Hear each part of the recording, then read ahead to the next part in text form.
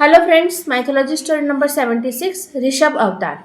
इस समय त्रेता युग चल रहा है और त्रेता युग के फूड कंजप्शन की हम बात करें तो इस समय मनुष्य जो है वो दूध का सेवन करते थे, जो फल होते थे फलों का सेवन करते थे, कंदमूल जो रहते थे उन्हें आग में भूंज के खाते थे और साथ ही वो शिकार करते थे और जंगली जानवरों को आग में भूंज के खाते थे, क्योंकि इस समय खेती करना स्टार्ट नहीं हुआ था। और खेती करने के अलावा जो जिस तरीके से हम तेल का यूज़ करते हैं तो उस समय जो तेल निकालना वगैरह एक्सेट्रा और फूड स्टोर्स करना ये सब अभी स्टार्ट नहीं हुआ था, क्योंकि किसी भी मनुष्य को इस प्रोसेस के बारे में जानकारी नहीं थी। तो उनका जो जो प्राकृतिक रूप से जो चीज़ें मिलती थी जैसे फल हो गए, कंदमूल हो गए, शिकार हो गया, इसी प्रकार से उनका खाना चलता था। और वो दूध दूध का यूज़ करते थे, दूध पीते थे एक्सेट्रा।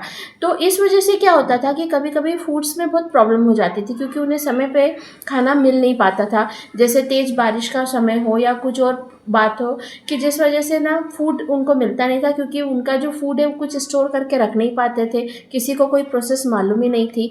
तो मनुष्यों की फूड सप्लाईज की प्रॉब्लम को दूर करने के लिए भगवान विष्णु ने अपना एक अंश अवतार धारण किया।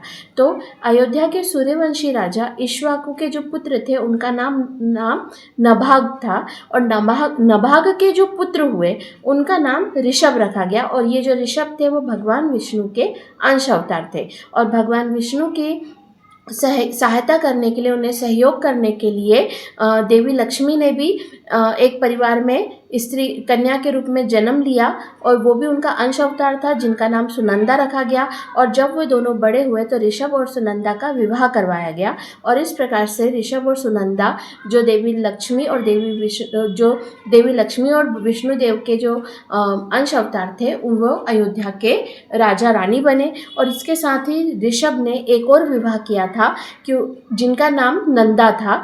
तो एक्चुअली क्या हुआ था कि एक स्त्री थी जो भगवान विष्णु से विवाह करना चाहती थी, और इसके लिए उन्होंने कठिन तपस्या की थी, और उसी तपस्या के करते करते वो मृत्यु हो गई थी। तो उनका जो दूसरा जन्म था वो नंदा नाम की एक कन्या के रूप में उन्होंने जन्म लिया। और जब भगवान विष्णु ने ऋषभ नाम से अंश अवतार धारण किया तो उन्होंने नंदा से विवाह करके उनकी जो पिछले जन्म की जो अधूरी इच्छा थी और जिस वजह से उन्होंने तपस्या की थी उसे पूरा किया था। तो इस प्रकार से ऋषभ की दो पत्नियां थी, सुनंदा और नंदा। तो ऋषभ की पहली पत्नी सुनंदा ने 100 पुत्रों को जन्म दिया था, जिनमें से उनके सबसे बड़े पुत्र का नाम भरत था, और उनकी दूसरी पत्नी नंदा ने 2 पुत्रियों को जन्म दिया था। तो यहाँ पर जैसे जो सुनंदा ने जो 100 पुत्रों को जन्म दिया था, तो यहाँ पर वो एक ही बार में, मतलब जिस तरीके से मैंने प्रोसेस बताई थी कि एक ही बार में बहुत सारे एम्ब्रियो को जन्म दे करके, इस प्रकार से नहीं जन्म दिया था।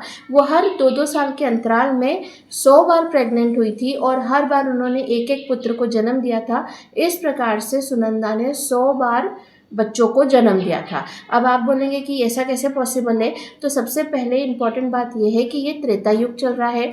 त्रेता युग में जो मनुष्यों की टोटल एज होती थी वो 10,000 साल होती थी। मतलब एक नॉर्मल मनुष्य जो था वो 10,000 सालों तक जिंदा रहता था। जैसे आज के समय में नॉर्मल इंसान 100 साल तक जिंदा रहता है, उस समय 10,000 साल तक जिंदा रहता था, जिसमें उनकी यंग एज बहुत सालों की रहती थी, हजारों वर्षों की उनकी यंग एज रहती थी। और इतने सालों की यंग एज की वजह से उनके जो फर्टिलाइजेशन की पावर रहती थी वो भी काफ़ी ज़्यादा पावर होती थी, और इसलिए वो 100 बार प्रेग्नेंट होना और 100 बार बच्चों को जन्म देना बहुत ही नॉर्मल चीज़ हुआ करती थी। और सबसे इम्पॉर्टेंट बात, त्रेता युग में जो है पॉपुलेशन बहुत ज़्यादा कम हुआ करती थी, क्योंकि उस समय ज़्यादा लोग थे नहीं, और इस समय एक नॉर्मल इंसान की जो टोटल हाइट हुआ करती थी वो 21 फीट हुआ करती थी। तो इस प्रकार से इसीलिए सुनंदा ने 100 बार प्रेग्नेंट होकर के 100 बेटों को जन्म दिया, और ये बहुत ही नॉर्मल चीज़ थी। नाउ तो बैक टू द स्टोरी कि जो विष्णु भगवान ने जो ऋषभ का नाम से अंश अवतार धारण किया था, तो इस अवतार का जो मेन मकसद था वो ये था कि वो जो ह्यूमन से उनकी फूड प्रॉब्लम्स को सॉल्व करे। तो उन्होंने ऋषभ ने खेती करने का आविष्कार किया। तो खेती करने से क्या होता है कि जैसे सबसे पहले जो खाली ज़मीन, समतल ज़मीन तो थी, और जो पृथु अवतार ने तो ज़मीन को समतल करना भी प्रोसेस में ले आए थे। तो खेती करने का भी एक पैटर्न होता है। मतलब देखो, उस समय पृथ्वी पे गेहूँ चावल वगैरह उगते थे, पर इनको एक प्रॉपरली कि खेत में उगाना, एक प्रोसेस के थ्रू उगाना, और उसके बाद में जैसे कि गेहूँ रहते हैं तो वो जिस प्रकार से गेहूँ हम अभी यूज़ करते हैं वो वैसे गेहूँ खेत में नहीं उगते। खेत में वो एक फलियों में रहते हैं, फिर उन्हें एक प्रोसेस्ड करके उसे एक अनाज के रूप में कन्वर्ट किया जाता है, और उस अनाज को इस प्रकार से सुखाया जाता है कि उसको हम 1 साल 2 साल 4 साल तक उसको स्टोर करके रख सकते हैं बिना किसी प्रॉब्लम के। और जैसे स्टोरेज करते हैं तो पुराने समय में, जब ये आजकल समय में तो बहुत सी दवाइयाँ हैं जो हम अनाज में डाल देते हैं जिससे कीड़े नहीं पड़ते। उस समय नीम की पत्तियाँ वगैरह डाला जाता था जिससे कि कीड़े नहीं पड़े। तो ये सारी जो चीज़ें होती थी ना प्रोसेस करना, तो सबसे पहले ऋषभ ने चावल की खेती की। सबसे पहला अनाज, वैसे चावल पहले भी उगते थे पृथ्वी पे, अलग अलग जगह पे उगते रहते थे, पर वो घासों की तरह उगे रहते थे। वो उसका यूज़ क्या होता है ये किसी को नहीं मालूम था कि ये चावल है कि इसे खाया जाता है।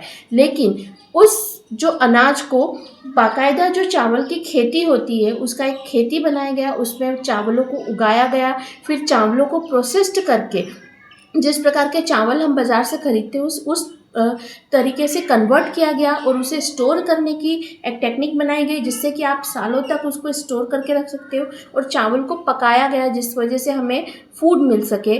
चावल के बाद में गेहूँ हो गए, दालें हो गई, क्योंकि दालें भी जो रहती है वो फलियों में रहती है, खेतों में वो फलियों में रहती है, उन्हें प्रोसेस्ड किया जाता है। तो अलग अलग प्रकार की दालों को बनाया गया, प्रोसेस किया गया, और जो है अलग अलग प्रकार के अनाजों की खेती का प्रोसेस सिखाया गया जो सभी मनुष्यों को सिखाया गया। उसके बाद में जो ऋषभ ने जो तिल होता है, मूंगफली होती है, जो सूरजमुखी के फूल होते हैं, सूरजमुखी के फूलों के जो बीज रहते हैं उनका तेल निकाला जाता। तो तेल निकालने का भी एक प्रोसेस किया गया, क्योंकि पुराने ज़माने में पत्थरों की वो एक ऐसी चक्की हुआ करती थी जिसमें इनको डाला जाता था और इस तरीके से उनको घोटा जाता था, तो आखिर में उनका तेल निकलता था। तो कई बार इन्हें बेलों का भी यूज़ किया जाता था। आज तो रिफाइनरी की बहुत सारी फैक्ट्रीज है जहाँ पर आराम से तेल निकल जाता, पर उस समय भी तेल निकालना और उस तेल का यूज़ करना, साथ ही सब्जियों की और फलों की भी खेती, क्योंकि फल तो बहुत सारे उगते थे, लेकिन जैसे फलों को एक पर्टिकुलर वे में लगाना, फिर जो उनके जो फल आते हैं उनको कीड़ों से बचाना, और फलों को भी स्टोर करके रखा जाता है। पर पहले तो फलों को स्टोर करके कोई रख नहीं पाता था, क्योंकि एक जितने ज़रूरत होती थी उतने फल तोड़ के लाते थे, और फिर उनका स्टोरेज का कोई प्रोसेस होता नहीं था। तो वो कम्प्लीटली प्रोसेस सिखाई मनुष्यों को कि जो सब्जियां हैं, फल हैं, अनाज है, और जिनसे ऑयल निकल सकता है तो उसका ऑयल निकालना, साथ ही जिस तरीके से अचार बनाना बेसिकली क्यों शुरू हुआ, क्योंकि जो सब्जियां ख़त्म हो जाती थी, तो अगर हम सब्जियों को अचार बना के रख देते हैं तो वो काफ़ी लंबे समय तक स्टोर रहती है। स्टोर रहने की वजह से वो ख़राब नहीं होता। अब हम जैसे गर्मियों में अचार डालते हैं, वो 2-2 3-3 साल तक चलाते हैं, वो ख़राब नहीं होता है, हम आराम से उसे खा सकते हैं। तो इस प्रकार से, और साथ ही बहुत से लोग हरी सब्जियों को भी सूखा करके स्टोर करके रख लेते हैं कि जब उन्हें खाना हो तो वो उन सब्जियों को खा सकते हैं। तो ये सारी कंप्लीट प्रोसेसेस जो है ना, वो ऋषभ ने जो अयोध्या के राजा ऋषभ ने इन्वेंट करी, और पूरे मनुष्यों में उन्होंने अपना इस ज्ञान को, इस नॉलेज को फैलाया, जिससे कि त्रेता युग में मनुष्यों की फूड की जो प्रॉब्लम थी वो पूरी तरीके से सॉल्व हो गई। अब हर घर में ढेर सारा खाना हुआ करता था, क्योंकि वो खाने को स्टोर करना, खाने को उगाना, मतलब अनाज को उगाना, उसे स्टोर करना, ये सब कुछ अच्छे से सीख चुके थे। इसके साथ ही जो ऋषभ के 100 पुत्र हुए थे, उन 100 पुत्रों का जैसे जैसे विवाह होता गया, तो विवाह के बाद वो पूरी पृथ्वी पे फैल गए। पूरी पृथ्वी पे उनके ये सभी 100 पुत्र फैल गए, और ये सभी 100 पुत्र जो थे वो एग्रीकल्चर एक्सपर्ट थे, खेती के एक्सपर्ट थे। और ये जो है, जैसे कि आप देखो, अलग अलग स्थानों पर अलग अलग वेदर रहता है। जैसे कि कुछ स्थानों पे हमेशा बर्फ़ जमी रहती है, कुछ स्थानों पे काफ़ी गर्मी पड़ती, कुछ स्थानों पे बहुत बारिश होती, कुछ स्थानों पे नॉर्मल टेम्परेचर रहता है। तो अलग अलग टेम्परेचर के हिसाब से, अलग अलग मिट्टी के हिसाब से, कि वहाँ पे कौन सी फूड जो है वो अच्छे से उग सकता है। जैसे कि एक बात है कि एप्पल है, एप्पल ज़्यादातर है ना कश्मीर तरफ उगता है, तो और जो मतलब नारियल वगैरह है वो केरल तरफ उगते हैं। मतलब हर जगह का, हर लोकेशन का एक अलग एक फूड होता है कि यहाँ पर ये चीज़ अच्छी उगती है। कुछ स्थानों पे गेहूँ अच्छे होते हैं, कुछ स्थानों पर दालें अच्छी होती है। तो हर जगह के लोकेशन के हिसाब से, वेदर के हिसाब से, वहाँ की मिट्टी के हिसाब से कौन सा जो फूड है वो यहाँ पर उग सकता है और कौन सा फूड यहाँ लंबे समय तक स्टोर करके रख सकते हैं, ये सारी प्रोसेस उन्होंने पूरी दुनिया में, पूरी पृथ्वी पे फैला दी। और पूरी पृथ्वी पे बहुत ही अच्छा फूड का मतलब फूड अवेलेबल होने लगा और सभी मनुष्यों को भरपूर खाना मिलने लग गया। तो और जब ये उनका कार्य पूरा हुआ तो समय के साथ जब वो बूढ़े हो गए तो ऋषभ, उनकी दोनों पत्नियां सुनंदा और नंदा की मृत्यु हो गई। और जब मृत्यु के बाद जो ऋषभ और सुनंदा थे वो तो दोबारा से विष्णु और लक्ष्मी के रूप में अवतार में चले गए। और जो नंदा थी, जो उनकी सेकंड वाइफ थी और जिन्होंने तपस्या के कारण उनकी पत्नी बनने का उन्हें सुख मिला था, तो इस उनकी मृत्यु के बाद वो मोक्ष को प्राप्त कर गई और जीवन मरण के सभी सांसारिक बंधनों से छूट करके हमेशा के लिए भगवान विष्णु के अंदर समाहित हो गई। तो इस प्रकार से भगवान विष्णु ने ऋषभ नाम से जो है अपना अंश अवतार धारण किया। और इसके साथ ही एक बहुत ही इम्पॉर्टेंट बात यह है कि ये जो ऋषभ है, इन्हीं से जैन धर्म की भी शुरुआत हुई थी। अभी तक जो ये जो ऋषभ है ये जैन धर्म के प्रथम तीर्थकर थे।